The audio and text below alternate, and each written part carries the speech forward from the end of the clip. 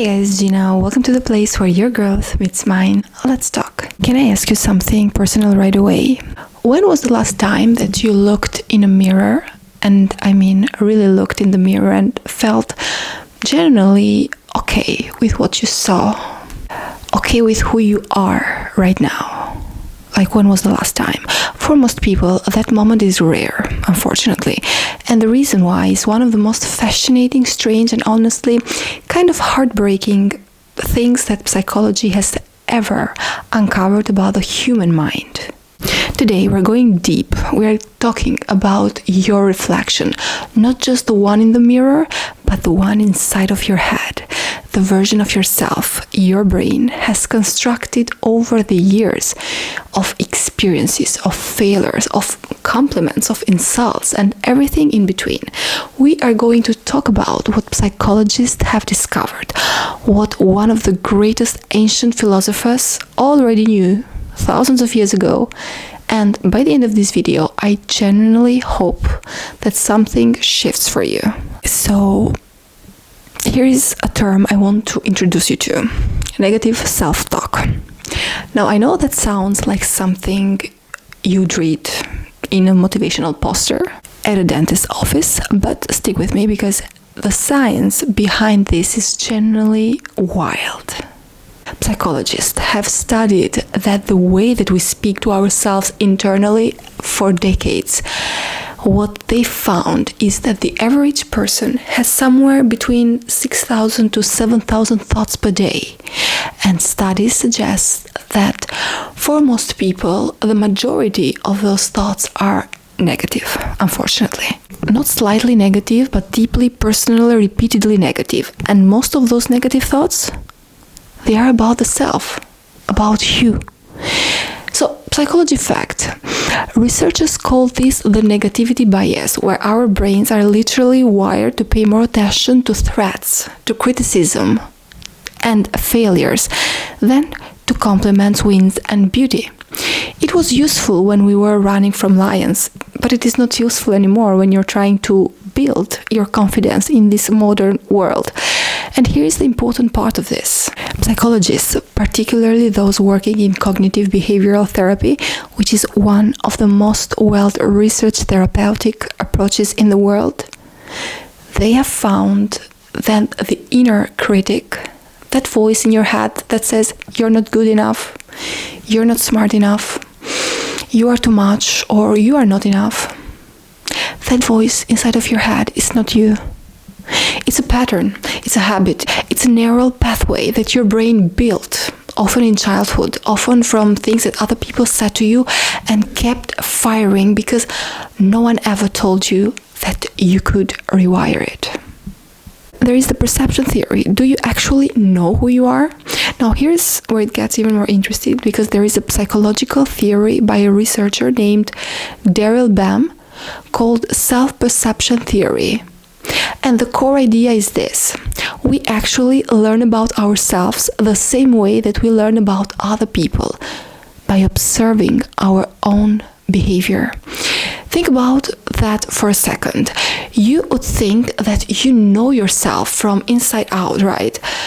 From this rich internal experience that you have. But BAM's research suggests that actually we look at what we do and then we decide what we are. You keep saying, I can't do this, and then you don't do it, and your brain observes that behavior and concludes, see, you can't do it. And that story becomes self-fulfilling. But here's the beautiful flip side of that. If you start taking even tiny actions, like getting up when you said that you would, speaking up when you wanted to stay quiet, or trying something new when you were afraid to try something new, then your brain observes that too. And slowly, it starts to update the story. You are not fixed. Your self-image is not carved in stone. It is written with a pencil. And you're holding the eraser. Now I want to introduce you to someone. His name was Carl Jung. You probably heard of him, like this Swiss psychiatrist which worked in the early 20th century, and he's one of the most brilliant, strange and visionary minds psychology has ever produced. Jung had this concept called the shadow. And I need you to really sit with this, because once you understand it, then you cannot unsee it in yourself and in everyone around you.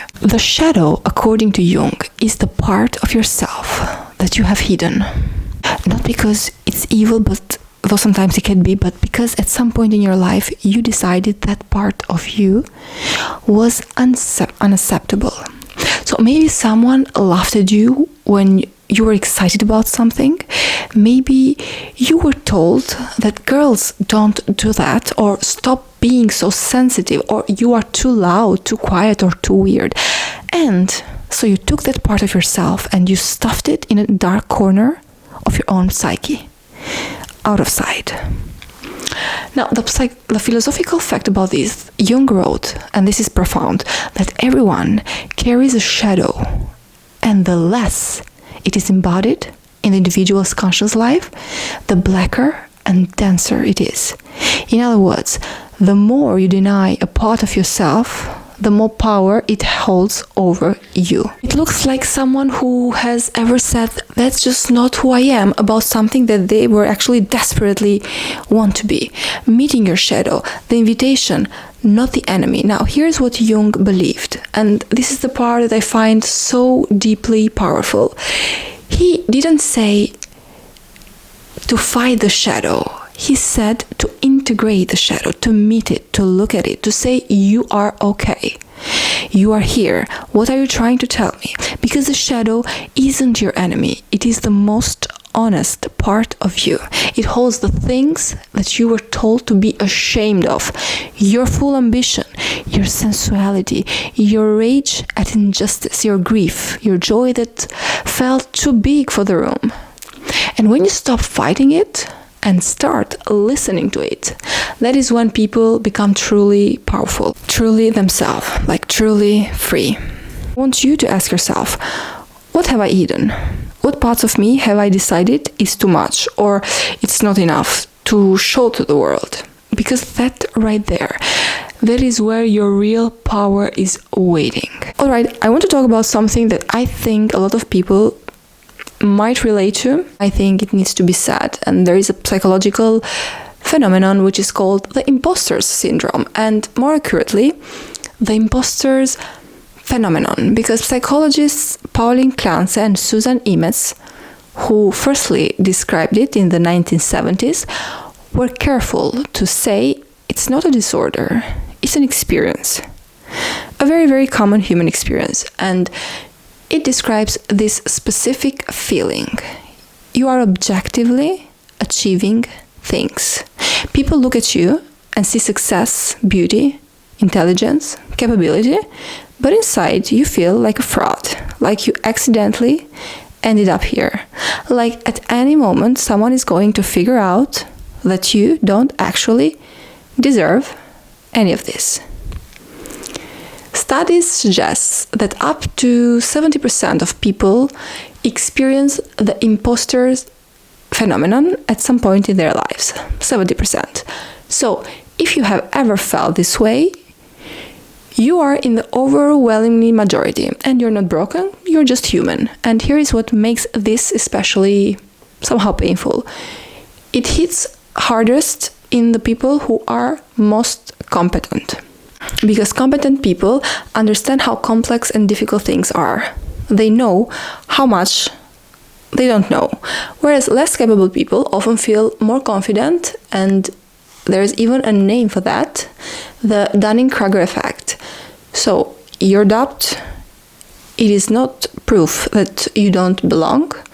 It might actually be proof that you are paying attention. Now, I want to say something that is almost never talked about, and I think it's important. There is a very specific kind of psychological pressure that comes with being a woman who is perceived as attractive. And it goes into contradictory directions at once. To be beautiful, to maintain it, to live up to it. On the other hand, when you are visibly beautiful, people often discount everything else about you. Your intelligence, your expertise, your depth. And so you find yourself in this bizarre position of working twice as hard to be taken seriously, while also carrying the weight of a standard you never asked to be judged by. Now, why this happens will be another topic to discuss. Psychologists have written about this extensively. The objectification theory by Barbara Fredrickson describes how women internalize the outside gaze when they start seeing themselves through other people's eyes. It takes up enormous psychological bandwidth. It literally interferes with her ability to focus, to be present, and to just be. And I want to say this to you directly. Your face and your body are the house that you live in. They are not who you are. And you're allowed to take up space, all the space, without apology. Okay, so we have talked about what's happening. Now let's talk about what we can actually do about it. Because I'm not here to just hand you beautiful ideas and leave you with nothing to work with. So the first tool is from cognitive behavioral therapy, and it's called the cognitive reconstructuring. So big words, simple idea. When a negative thought shows up, and it will, you do three things. First thing, you notice it. Don't fight it, don't panic, you just notice it. Oh, that's the thought there again. Secondly, you ask, is this thought a fact or it is an interpretation? Because most of the time it's an interpretation and it feels like truth, but it is a story that your brain built, not a reality. Third, you offer a reframe, not a toxic positive one. I'm not telling you to say everything is amazing when it isn't, but a realistic one. Instead of I'm not good enough, try I am still learning. And learning means I'm moving. A practice that sounds simple and it's incredibly beautifully powerful. It comes from the work of the psychologist Christine Neff, who researches self-compassion. Every morning, before you check up your phone, before you do anything, look in the mirror, but not to evaluate yourself, not to fix yourself, but just look and say one thing that is genuinely, honestly true and kind about yourself. Not a compliment. You're performing something real. It definitely might feel awkward at first, but that awkwardness is information.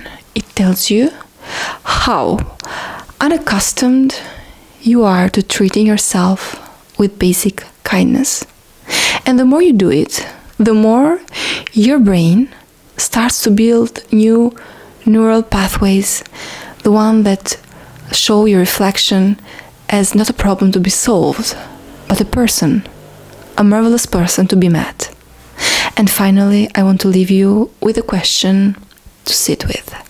You don't have to answer it out loud, just let it live with you.